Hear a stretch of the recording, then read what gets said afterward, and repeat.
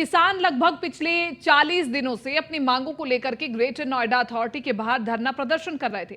वहीं कल पुलिस प्रशासन के द्वारा किसानों पर लाठीचार्ज किया गया और 33 किसानों को जेल भेज दिया गया है, जिसको लेकर के सभी किसानों में काफी आक्रोश है। आजाद समाज पार्टी के प्रदेश प्रभारी रविंद्र भाटी से न्यूज वन इंडिया संवाददाता प्रिया राणा ने खास बातचीत की है, आपको सुनवाते हैं।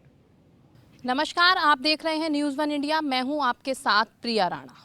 किसानों पर हो रहे अत्याचार में पूरे देश में हाहाकार मचा रखा है। अगर हम कल की बात करें तो कल ही सूरजपुर में लगातार बहुत सारे किसानों को जेल भेजा गया, रात में पुलिस के द्वारा लाठीचार्ज भी किया गया। आज इस वक्त हमारे साथ मौजूद हैं आजाद समाज पार्टी से प्रदेश प्रभारी रविंद्र भाटी जी, जिनको आज इनके घर में ही पुलिस को के द्वारा डिटेन कर लिया गया। इनसे हम जानने की कोशिश करेंगे कि आखिर क्या कारण है जो इनको डिटेन किया गया। सर, बहुत बहुत स्वागत है आपका हमारे चैनल में। सर, क्या कुछ कारण है जो आज आपको डिटेन कर लिया गया? दरअसल कल पिछले 40 दिनों से ग्रेटर नोएडा प्राधिकरण पे हजारों की संख्या में किसान आंदोलन थे और अपनी जो उनकी मांगें हैं जो वर्षों से अटकी हुई हैं, जिनको प्राधिकरण ने आज तक उनको निस्तारित नहीं किया है, कल वो वहाँ से पुलिस ने लाठीचार्ज किया उन पे और 33 किसानों को अरेस्ट करके पुलिस लाइन ले गई। जब पुलिस लाइन पे और किसानों को सूचना, महिलाएं गईं, माताएं बहनें गईं, तो पुलिस ने महिलाओं को भी नहीं बख्शा और 33 किसानों को जेल भेज दिया। मैं इस प्रशासन के और सरकार के इस जो उन्होंने कठोर कार्रवाई की है किसानों के ऊपर, मैं उसकी घोर निंदा करता हूं और किसानों को जो उनकी मांगों को उनको निस्तारित करना चाहिए, ना कि किसानों पे अत्याचार और अन्याय करना चाहिए। किसान भी हमारे देश के नागरिक हैं और वो अन्न उगाते हैं, मेहनत करते हैं, तब जाके सब लोगों के घरों में चूल्हा जलता है। सर, मान लीजिए जैसा आप बता रहे हैं कि 33 जो किसान हैं उन्हें जेल भेज दिया गया। अगर मान लीजिए अगर उन्हें नहीं छोड़ती है पुलिस, तो आपकी या आपकी पार्टी की और लोगों की क्या कुछ रणनीति वहाँ पर रहेगी?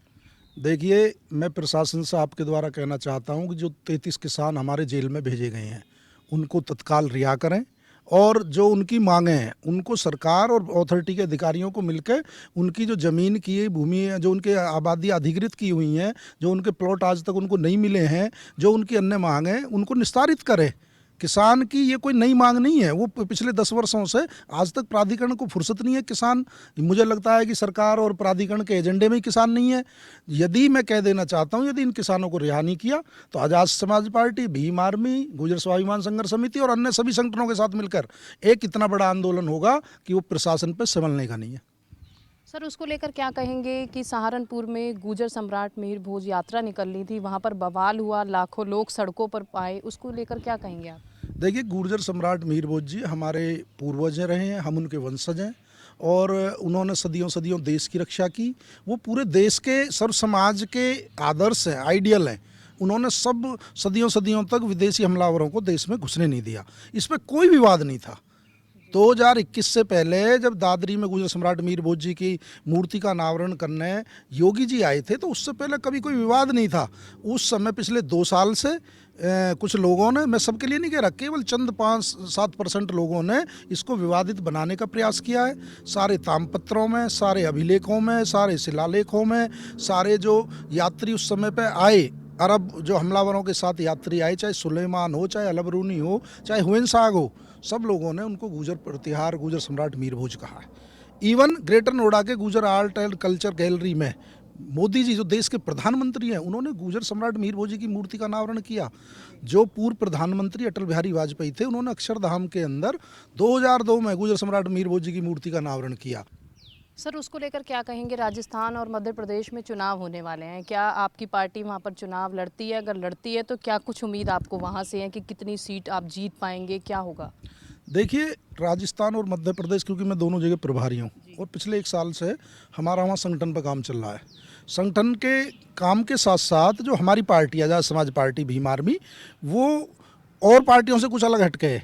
हम धनबल की राजनीति को ख़त्म करने आए हैं। अच्छे, योग्य, ईमानदार, कर्मठ जो काम करने वाले लोग हैं, जो समाज की सेवा करना चाहते हैं, जो जनता की सेवा करना चाहते हैं, धनबल की राजनीति को खत्म करके हम उन्हें आगे लाना चाहते हैं। उनको टिकट देकर MP MLA बनाना चाहते हैं ताकि वो जनता की सेवा कर सकें। तो क्या लगता है आपको, जिस तरीके से आप संघर्ष कर रहे हैं, क्योंकि देखिए विपक्षी पार्टियां भी यही कहती हैं कि हम संघर्ष कर रहे हैं, तो क्या लगता है आपको कि वहाँ से आपकी जीत हो पाएगी? देखिए, हमारी पार्टी ने पिछले 2-3 साल बने हुए हैं। 2 साल कोरोना में चले गए, 2020 में हमारी पार्टी का रजिस्ट्रेशन हुआ। उसके बाद जिस हिसाब से लोकप्रियता हमारी पार्टी की बढ़ी है, अभी नगर निकाय चुनाव हुए यूपी में, कम से कम 25 से 30 पार्षद हमारे जीते और 3-4 नगर पालिका चेयरमैन हमारे जीते। और ये तो हमारे व्यक्तिगत पर्सनल उस पर अपनी पार्टी के सिंबल पे जीते। जो हमारा लोकदल के साथ अलायंस था उन सीटों पे भी हमारे जो नगर पंचायत अध्यक्ष जीते हैं, नगर पालिका जैसे लौनी की सीट पे जीते, बड़ौत की सीट पे भी जीते। तो और फिर खतौली की सीट जो उपचुनाव हुआ, आपको पता है कि सत्ता का चुनाव, उपचुनाव सत्ता का चुनाव होता है, लेकिन फिर भी खतौली के अंदर जो हमारा अलायंस था सपा, लोकदल और आज़ाद समाज पार्टी, तो वहाँ से मदन भैया चुनाव जीते। सर, उसके लिए क्या कहेंगे? कल आप और चंद्रशेखर आज़ाद जी दिल्ली में पहुंचे थे, जहां पर एक लड़की की चाकू से दबादब गोद कर हत्या कर दी जाती है। क्या कुछ आप कहेंगे? क्योंकि देखिए बहुत सारे लोग वहां से गुजर रहे थे, तो क्या सबकी संवेदनाएं खत्म हो गई हैं? देखिए, ऐसा नहीं होना चाहिए, इंसानियत जिंदा होनी चाहिए। इतने 15-20 लोग वहाँ से गुजर रहे थे और वो एक हैवान चाकू लेकर 40 से ज़्यादा उसने बिटिया पे वार किए।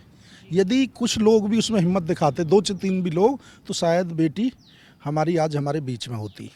दूसरी बात मैं कह देना चाहता हूँ आपके चैनल से कि 5-6 दिन बीत जाने के बाद भी जो वहाँ नेताओं को, जो दिल्ली में हमारे केंद्र के नेता हैं, बीजेपी के नेता हैं, केजरीवाल जी की दिल्ली में सरकार है, वैसे तो दलितों के पैर धोते हैं और वैसे किसी ने जहमत नहीं समझी उसके घर तक जाकर पीड़ित परिवार के आंसू पोंछ लें।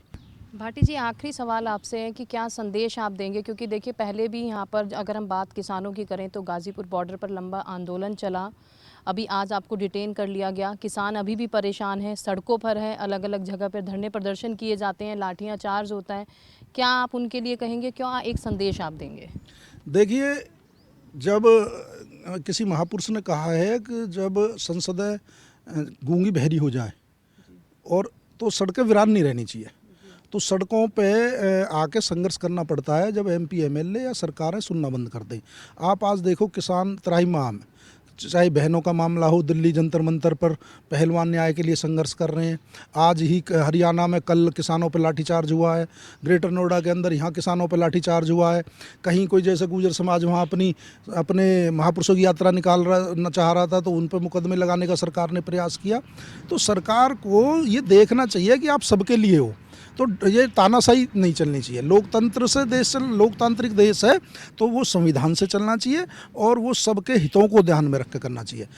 देखिए, ये थे हमारे साथ रविंद्र भाटी जी, जिन्होंने बताया, क्योंकि कल हमने भी तस्वीरों में देखा कि किस तरीके से किसानों पर लाठीचार्ज किया था और देखिए 33 किसानों को लगभग वहां पर जेल के अंदर डाल दिया गया। इनका कहना है कि अगर किसानों को नहीं छोड़ा गया तो 1 हफ्ते के भीतर यहाँ पर बड़ा आंदोलन किसानों का देखने के लिए मिलेगा, जो प्रशासन के लिए भी अपने आप में चुनौती होगा। अब देखना होगा कि क्या प्रशासन किसानों को छोड़ता है, क्योंकि लगातार देखिए वहाँ पर महिलाएं भी पहुंची थी और सब अपनी गिरफ्तारी के लिए वहाँ पर पहुंची थी, लेकिन पुलिस के द्वारा जो लाठीचार्ज किया गया उससे किसानों में आक्रोश भी हुआ। अब देखना होगा कि प्रशासन आखिर किसानों को कितनी जल्दी रिहा करता है। कैमरामैन सुशील के साथ मैं प्रिया राणा, नोएडा।